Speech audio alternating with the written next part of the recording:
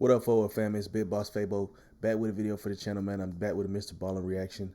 We're reacting to Paranormal Event with Proof, which dropped October 22nd, 2022, man, about 2 days ago. Over 1 million views, over 102,000 likes. So let me know y'all's thoughts on this one in the comment section down below. Be sure to like, comment, subscribe, hit notification bell. Follow me on Instagram, Twitter, FortWorthFabian. It's the road to 1 million subscribers, man. Peace, love to everybody who's rocking with the channel. Be sure to check out my MrBallen playlist. I'll link to that in the description down below.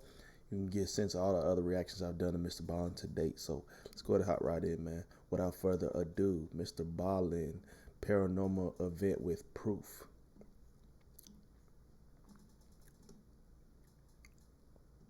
In 1967, a man was digging for gold in a forest in Canada when behind him he heard this sudden commotion. It sounded like geese getting really startled and flying off in different directions. And so he put down his pickaxe, he stood up, he turned around, and what he claimed happened next is referred to as the Falcon Lake incident, and it's considered to be one of the most credible paranormal stories of all time. But before we get into it, and subscribe, okay?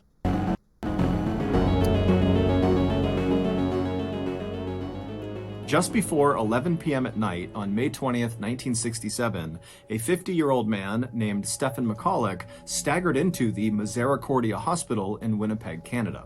Stefan was so physically weak that his oldest son, Mark, was there with him, physically holding him up, carrying him into the hospital. When the nurses at the front desk saw the pair walk in, they immediately got up and walked around their desk over to these two guys and said, "Hey, what's going on? What's wrong with him?" And so Stefan at this point is so uncomfortable he can barely talk, but he takes a deep breath and then he tells the nurses that earlier that day he had been burned on his chest and stomach, and now he had this blinding headache and he was so nauseous and he could barely walk. The nurses knew clearly this is an emergency, and so they quickly ushered the pair down the hall to an exam room, and then a couple of minutes later, doctors came into the room and they asked Stefan to show them his burns. Stefan, who was already lying on his back on the exam table, slowly reaches down and grabs the bottom of his shirt and he lifts it up, and the doctors are stunned at what they see on his stomach. There was a very strange burn pattern that none of them had seen before.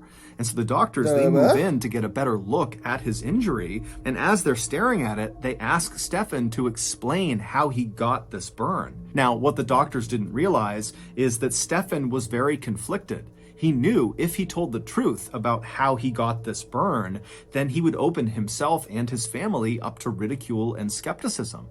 But as he's laying there and the doctors are waiting for his answer, he finally decides that the right thing to do here is just tell the truth. And so he takes a deep breath and then tells the doctors what happened to him. And by the time he was finished telling this story of what happened to his stomach, believe him anyway. The doctors had stopped looking at his injury and instead were just standing in the middle of the room staring at Stefan with eyes wide. Boy, you're weird. So basically, they said, boy, you're lying. They did not believe any form, shape, so whatever had come out of his mouth. They didn't believe nothing he said, the story he told. It was the boy who cried wolf, basically. Come on, man. You already know the story he told was probably a story that basically they couldn't swallow. And their mouths open. They were all literally speechless. Within 24 hours, Stefan's story had made news all over the world, and his story had attracted the attention of numerous US and Canadian secretive government agencies who were keen to interview Stefan one-on-one to really find out what he knew. In short, what Stefan claimed happened to him, dubbed the Falcon Lake incident, was a very big deal. However, the farther this story went, the more people that heard it, the more people started to question the validity of this story. It just seemed too unbelievable that maybe Stefan is just lying or this is a hoax. And so before I tell you Stefan's actual account of what happened at Falcon Lake, I'm going to give you a little context about who Stefan was prior to the incident. Because ultimately, Stefan's credibility in your eyes will determine if you really believe what happened to him. Stefan was born in the early 20th century in Poland, and when World War II broke out, he was captured by the Nazis and put into one of their concentration camps. It was called the Gross Rosen camp, and it was located in Poland. But with all the weird testing they did in this point in time, you know, Holocaust era, I wouldn't even put past weird marks on a buddy's body. You know what I mean? Because all the testing, all the psycho doctors they had under Hitler, you know, basically doing all these weird experiments on folks. Who knows what he had experienced? Who knows what he could have seen? During his time at that camp, Stefan would bear witness to the Nazis perpetrating some of the worst atrocities ever committed against humanity. In total, approximately 125,000 people were held prisoner at the Gross Rosen camp, including Stefan. And of those 125,000, 40,000 of them would be killed primarily on site at the camp or on a Nazi-led death march. After the camp was finally liberated in early 1945, Stefan worked as a translator for the US Army, helping them continue to liberate other concentration camps across Europe. But by 1946, Stefan was ready to leave Europe and start a new life somewhere else and put World War II behind him. And so he and his wife, who also was held in a concentration camp during World War II, fled Poland with their 3 young kids and resettled in Winnipeg, Canada. And for the next 20 years, the McCullochs lived a very peaceful life. Stefan would find work as a mechanic at a cement factory. I'm tripping. And his wife and his kids would make many friends and fall in love with the Winnipeg community. However, the McCullochs' life would take a sudden turn for the worst on May 20th, 1967. That was the day of the Falcon Lake incident.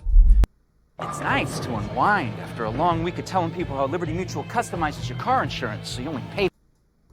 Stefan was a very passionate amateur prospector. A prospector is someone who searches the earth for mineral deposits, usually gold or silver. Stefan would spend much of his off time traveling all over Canada to different wilderness areas to basically hike around the forests and up over the mountains, stopping to hack into the earth with his pickaxe in hope of discovering treasures underneath the surface. Now, Stefan almost never found any treasures on any of his prospecting journeys, but he wasn't really in prospecting for the riches. Stefan just loved being outdoors and being in nature. It was very calming and peaceful for him, and considering how traumatic his earlier life had been, being in the concentration camp during World War II, finding moments of peace in his life was very important to him. And so, in May of 1967, Stefan decided to go out on another one of his prospecting trips, this time to an area called Falcon Lake. Falcon Lake is a fairly large lake located about 100 miles to the east of Winnipeg, and surrounding this lake was a big forest that Stefan had heard contained silver deposits tucked away in the hillsides. And so on Friday, May 19th, Stefan was ready to go on this trip, and so he packed up all of his prospecting equipment, he said goodbye to his wife and his kids, and then he left the house and made his way to the bus stop where he hopped on a Greyhound bus. The Greyhound. 2 hours later, he got off the bus at the stop closest to Falcon Lake, and from there he made his way to this cheap motel that was right on the side of the highway. He got a room, he got a quick bite to eat in their cafe, and then returned to his room and went to bed. The next morning, May 20th, 1967, so the day of the Falcon Lake incident, Stefan woke up early, right around 5 a.m.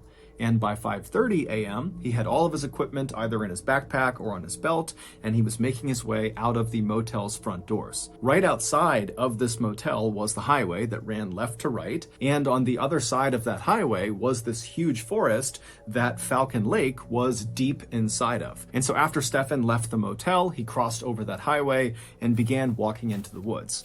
And for the next several hours, Stefan just kind of meandered his way through the woods. He wasn't on a trail. He was just using his compass to make sure he was generally walking in the direction of Falcon Lake. At around 9 a.m., so he's been hiking now for several hours, he looked up ahead and he saw there was a clearing on the side of this hill. And so Stefan walked into this clearing, and 2 things became immediately apparent. One, he was right near Falcon Lake. From his perspective on this clearing, he could look down just a couple of 100 feet, and there was the lake. And 2, the reason this clearing existed and why no trees were growing on it at all is because under his feet was just a huge rock face, like a quartz vein that was running across this hillside. And so this was like the perfect place for Stefan to begin prospecting. And so he set his things down, he got out his pickaxe, he got his welding gloves on, he put on his welding goggles as well. They protected his eyes from any how they got a rocks real photo of him like... Come on, man. Why they got a photo of him on the goggles on like this? flying as he was hacking into the ground. His welding photo? And then he got to work. For the next couple of hours, Stefan very diligently hacked away at this big rock, but he didn't find any silver or anything else of note. And so around 11 a.m., Stefan was hungry and tired, and so he put his pickaxe down, he took his goggles off, he took his gloves off, and he sat down on this rock facing the lake to have some lunch.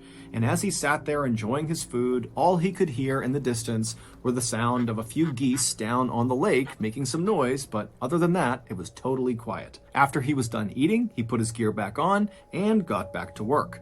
About an hour later, at around 12:15 p.m., Stefan was still hacking away at the rock when, despite all the noise he was making as he smashed the ground with his pickaxe, he could hear a really loud commotion coming from behind him. And it turned out when he stopped the pickaxe, the commotion sounded like geese honking and going wild. And so he dropped his pickaxe, he took his goggles, put them up on his forehead, and then he stood up and he turned around and he looked down towards the lake where he heard all these geese going crazy. And the first thing he noticed was there were some geese on the lake that appeared to be flying off in different directions like they had been startled. But what really immediately caught his attention was not the geese, but what had very likely startled the geese. And that was two bright, glowing red objects that were flying slowly across the lake towards him, kind of roughly over where the geese were. UFO? Come on, bruh. And that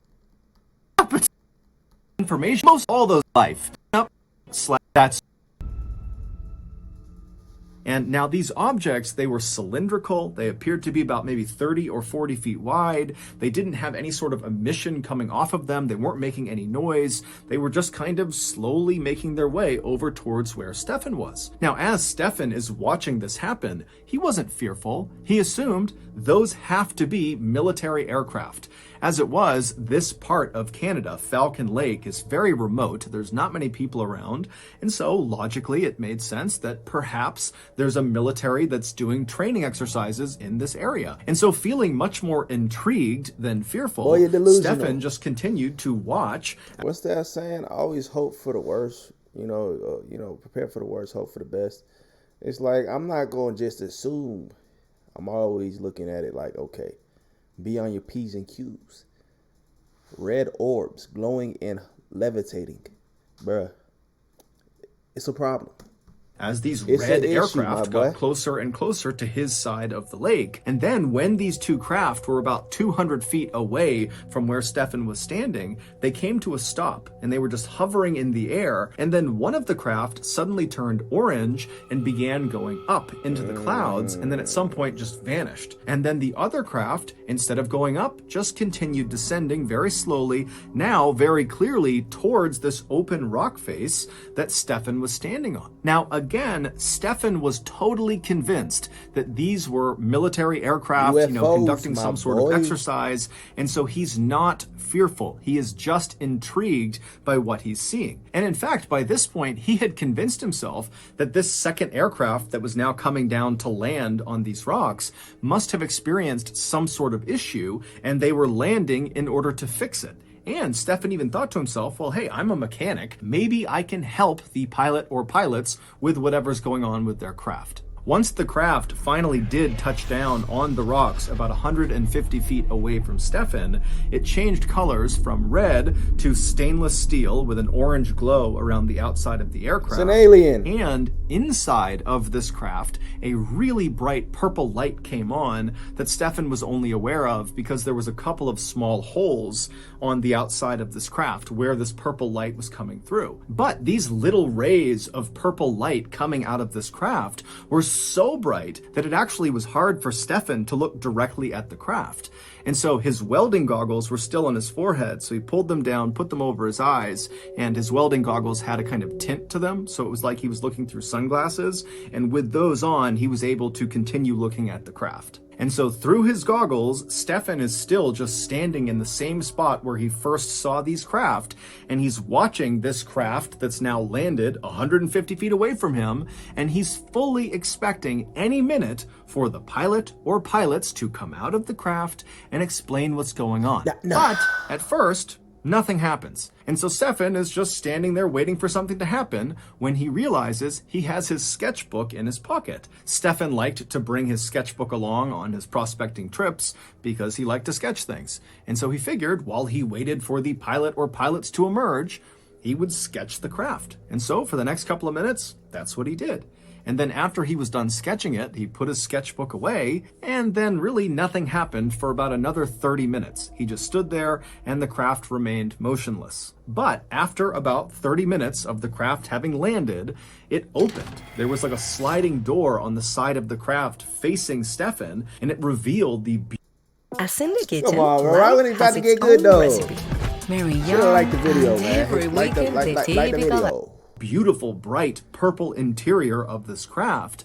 But from Stefan's perspective, because of how bright the lights were and how far away he was, he couldn't tell what was inside of the craft. But Stefan's thinking, okay, clearly now the pilot or pilots are coming outside. And so Stefan felt really relieved, and he was just standing there waiting to talk to whoever was inside. But again, nothing happened. And so now, feeling just plain curious, Stefan decided, you know what? Bro, is he hallucinating or no? Buddy is really seeing things, isn't he? We really going off his word, though. Where is the proof? Aside from the mark that's been left on his chest, but... I'm going to walk over there and I'm going to yell into this open door to the pilot or pilots inside and make sure they're okay. And so he starts slowly making his way across the rock face towards this craft and this open door. And when he gets about 60 feet away from the craft, he suddenly stops because now he can hear from inside of this craft the sound of two voices talking to each other. He can't really tell what they're saying, but very clearly there is communication happening inside of this craft. And so Stefan assumed that must be the pilots, and so he called out to them in English. And the second Stefan yelled out to this craft, the voices immediately came to a stop, and they did not respond to Stefan. And so Stefan is calling out to them in English, hey, are you okay? What are you doing in there? And when English didn't work, Stefan called out in Russian. He called out in German, Italian, French, Ukrainian. And when all of those didn't work, he went back to English and just continued kind of calling out, trying to get them to please come out and talk to him. But he got no response, and no one came out of the craft. And so at this point, Stefan thought, okay, I'm totally committed, so I need to keep going and make sure the pilot or pilots are okay.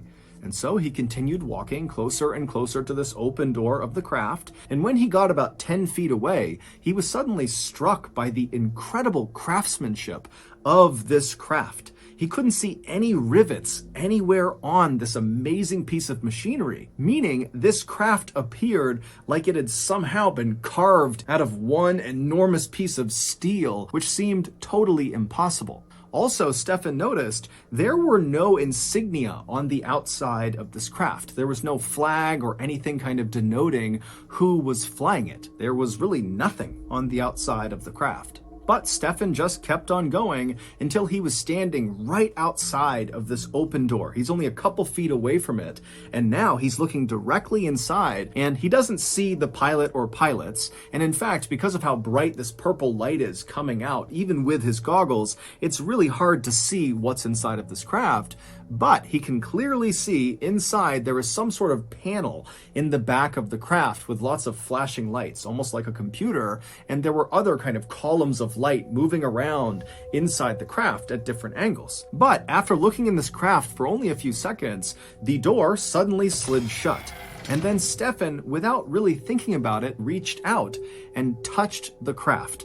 And the second he did that, two things happened. One, the hand that he touched the craft with, he was wearing a big welding glove, and the second he made contact with that craft, the leather glove began to melt. Not even catch on fire, it just instantly began to melt. And so he began frantically ripping the glove off to get it off of him to avoid injury. And then the second thing that happened is the craft began rotating counterclockwise. I'm thinking it's like a satellite, bruh. And it came from a different galaxy. No, I'm just playing. Basically, maybe there's some type of acidic, I don't know, some type of acidic, something on the, I don't know, something on the satellite that's making basically You know, the gloves melt, his material melt, stuff like that. It's got to be something that's extraterrestrial. But you know what's funny about MrBallen's stories? He's always depicting and describing things, and it makes you think something outlandish. But then when he gives the reveal, it's something that you probably, something generic, you know, something very basic that you probably could have guessed if he was actually thinking, you know, within the realm, instead of thinking it's something. That's the thing. He always makes it seem like it's something crazy and wild. But then when it's the reveal comes, it's just like, dang, it was something very generic.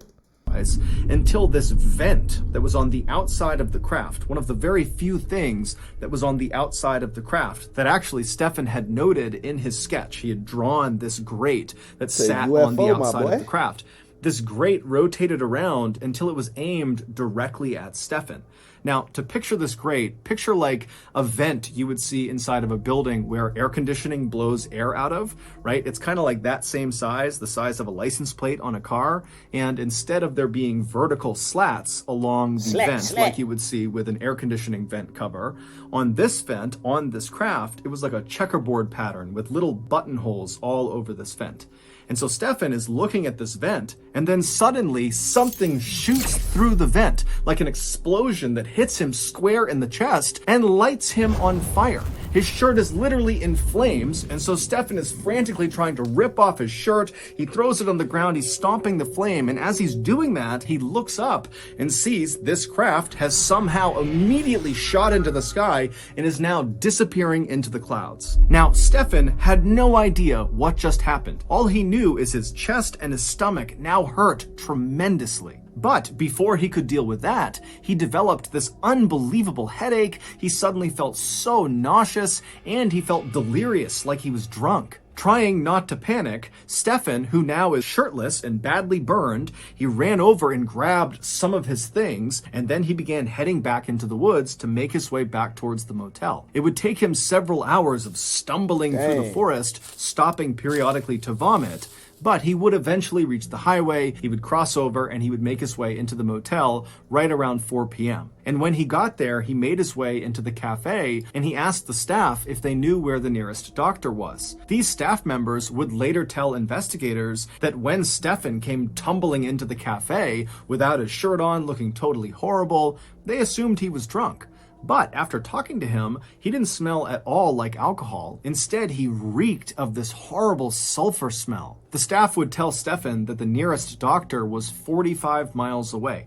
And so at this point, Stefan decided his best bet was actually to just get on a bus and go back to Winnipeg, where his family could take him to the nearest hospital. And so somehow, Stefan managed to make his way to the bus stop. Ain't no he local hopped hospital, on a Greyhound bus. He went to Winnipeg, and then his oldest son, Mark, met him at the bus stop and practically carried him into the hospital. The very strange checkerboard burn pattern found on Stefan's abdomen, where he claims this craft turned its vent and fired on him, were determined not to be thermal burns, meaning he didn't get them from something hot touching his skin, like everyone initially suspected. Instead, they were determined to be chemical burns, but literally no one, doctors, scientists, government agencies, no one could figure out what chemical actually burned his skin. In fact, it's some extraterrestrials, my boy. It's from a different universe. no one was ever able to actually identify what was causing all of these ailments that Stefan was complaining of, from the headache to the nausea to the weakness to these burns. And he was tested for basically everything, from radiation poisoning to very common ailments and illnesses, and everything came back negative. Experts would go out to Falcon Lake, to the area that Stefan described seeing this craft, and sure enough, they would find an open rock face, and right around the area that Stefan described was this circular burn pattern, as if something had been perched right there that shot some sort of exhaust into the ground, and the area around this landing site was determined to be highly radioactive. Although it is assumed that the reason that area is radioactive is because there is a vein of radium that runs underneath the rocks near the area. However, what no one could explain away were the 3 identical pieces of what looked like metal, which actually turned out out to be a very rare type of silver that were located near this burn circle. Now, even though the Falcon Lake area was known apparently for having silver deposits up in the hillsides, this silver, these 3 pieces of silver, were not from the hillsides of Falcon Lake. This silver was heavily manufactured. Someone, something, some machine had manipulated the metal to bend and be cut in a very particular way. And all 3 of these pieces of very rare silver were highly radioactive. They would also find traces of this very rare type of silver that seemed to have seeped into some of the loose rocks that were inside of that burned out circle, almost like the silver had melted into the rock. But despite these pieces of evidence that do seem to suggest that Stefan really did see some craft land on these rocks, and despite the fact that the US government and the Canadian government both thoroughly investigated this case and they were not able to debunk it, they basically said, well, something happened, but we don't know what. Despite all of that, Stefan and his family's lives were forever upended after this incident. Stefan was ridiculed and accused of lying and of being crazy, and his kids were unfortunately bullied at school. Shortly before Stefan died in 1999 at the age of 83, he was asked if he regretted coming forward with this story. And he would say, yes, I wish I never told anyone. But he would also say, at the time, he really felt like he had a duty to tell the world about what happened. Stefan never changed his story, and he never came out and said, I think this craft came from another world, another planet, another universe. He just said, look, I think it was an experimental aircraft. That's it. He also never made a dime on this experience. If anything, he lost money because he paid to write a 40-page pamphlet that explained what happened to him, and then he left all these copies on his porch. So if news people showed up or if nosy neighbors showed up and had questions, he would just point to the stack of the books and say, take one and read it. That's it, bro. There's no resolution. So that's going to do it. Man, I don't really like these ones like this to where it's just like he tell a story, but we don't know what had happened, though. So we got no idea what really happened to boy. Come on, man. There's so many mysteries that exist in this world, though. Like, so many things we never know the real answer to, and it's kind of unfortunate, you know what I'm saying? So, what y'all think really happened to dude? Let me know y'all thoughts in the comment section below. Be sure to like, comment, subscribe, hit the notification bell, follow me on Instagram, Twitter, FortWorthFabian. It's the road to me, man. Peace, love, prosperity, everybody rocking with the channel. If you have additional recommendations, put them down in the comment section down below. Be sure to check out the MrBallen playlist where you can get into all the reactions I've done to MrBallen today, man. Peace, love. We'll catch you guys in the next video, man. We out of here.